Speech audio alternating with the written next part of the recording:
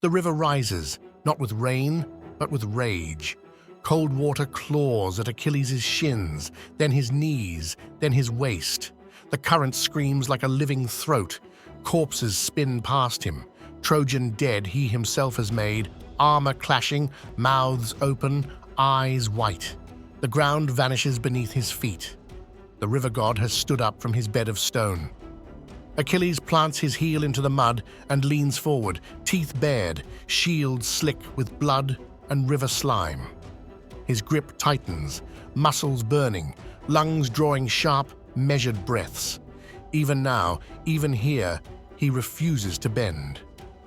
A mortal stands locked in the grip of a god. Will strength forged for glory save him? Or will the ancient river drown even the greatest name of men? Only hours earlier, Patroclus had still been alive. The dust of the plain still clung to Achilles' hair when the news struck him like a spear driven through the ribs. Hector had killed him. Hector had stripped his armor. Hector had left his body cooling beneath flies and circling birds, unguarded beneath an empty sky. Achilles did not grieve like other men. He shattered. He fell into the earth, clawed at the dust, smeared ash across his face, and screamed, a sound so raw it reached the deep halls of the sea. It was the cry of something broken beyond repair, of love torn loose from flesh.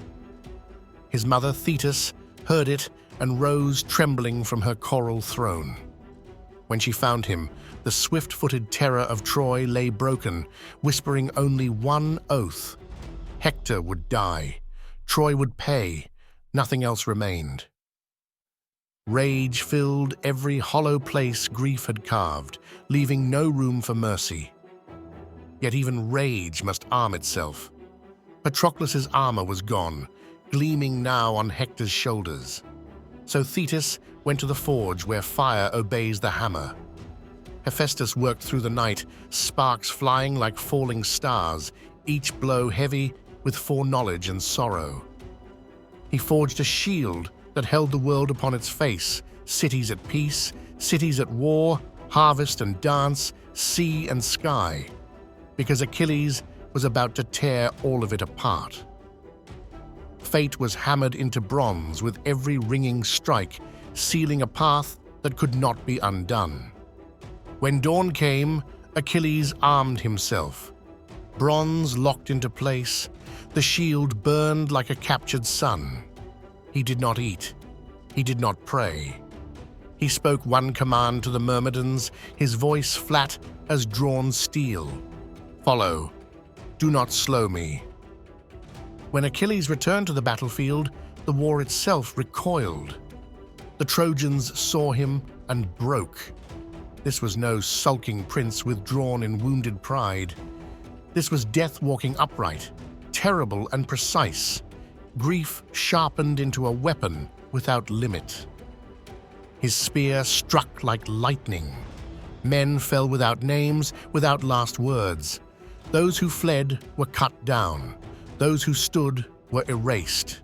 He did not duel champions. He did not bargain with courage. He slaughtered, and the earth drank deeply of what he spilled. By mid-morning, the plain was carpeted with bodies, and the Trojans ran toward their last hope, the river Scamander, cool and deep, a boundary older than the war itself, trusted since before memory. Achilles drove them into it. He split them like fish in a net. Half he herded screaming back toward Troy's walls. Half he forced into the river itself. Armor dragged them down. Shields vanished beneath the surface, swallowed by the current. The river accepted them until it could not. Achilles leapt from his chariot, left his spear on the bank, drew his sword, and waded in after them. What followed was not battle. It was desecration, an offense against life and order alike. The water turned red. Bodies jammed the current. The river slowed, thick with the dead. Achilles moved through it like a butcher through slaughtered cattle, blade rising and falling, face empty. He heard no pleas. He showed no mercy, not even to himself. A young man surfaced near him, Lycaon, son of Priam, unarmed, shaking.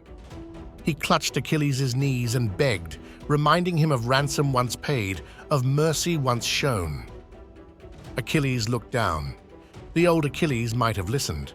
This one did not. "Patroclus is dead," he said, "and he was better than you." He killed the boy and threw the body back into the river like refuse. Then he mocked another fallen warrior, grandson of a river god, boasting that his own bloodline ran higher, to Zeus himself. That boast was heard. Scamander was not water alone, he was a god, and Achilles was choking him with corpses, his channels clogged, his flows strangled, his ancient patience broke. The river rose and spoke, commanding Achilles to stop, to remember limits older than war. Achilles refused. He said he would not stop until Hector lay dead. A mortal gave orders to a god. Scamander answered. The river surged like a charging bull. A wall of water smashed into Achilles, tore him from his footing, spun him among the dead, dragging him towards silence. He fought, clawing for the bank, seizing an elm tree with both hands. The god ripped it from the earth. Roots snapped.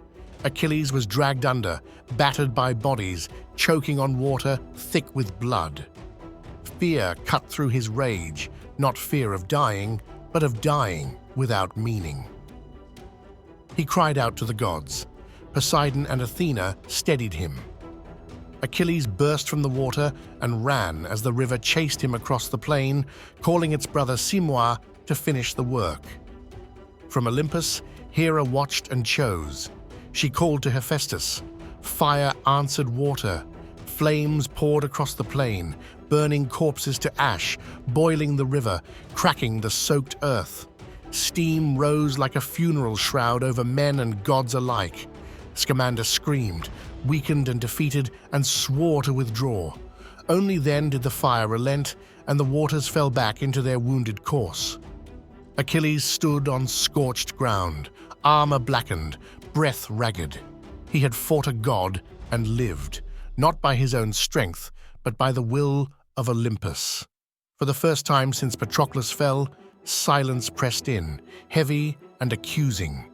He turned back toward Troy, toward Hector, toward the fate written for him since birth.